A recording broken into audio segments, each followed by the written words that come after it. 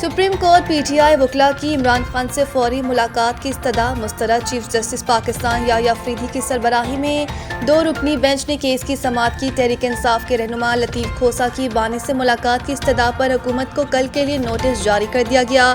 Chief justice Pakistan یحییٰ افریدی نے لطیف کھوسہ سے مکالمے میں کہا کہ ہم بغیر نوٹس ایسا کوئی حکم نہیں دے سکتے، ابھی درخواست کے قابل سماعت ہونے کے اعتراض کی رکاوٹ کو عبور کرنا ہوگا۔ ذہن میں رکھیں کہ آپ کے مقدمات دوسری عدالتوں میں زیر التوا ہیں۔ ہمارے خیال میں یہ کیس غیر مؤثر ہو چکا ہے۔ 24 اگست 2023 کا حکم نامہ تھا جس کے خلاف کیس آیا تھا۔ چیف جسٹس پاکستان کا کہنا تھا کہ بغیر نوٹس جاری کیے ملاقات سے متعلق کوئی آرڈر نہیں دے سکتے۔ یہ دیکھنا ہوگا کیس غیر مؤثر ہو چکا یا ابھی چلایا جا سکتا ہے۔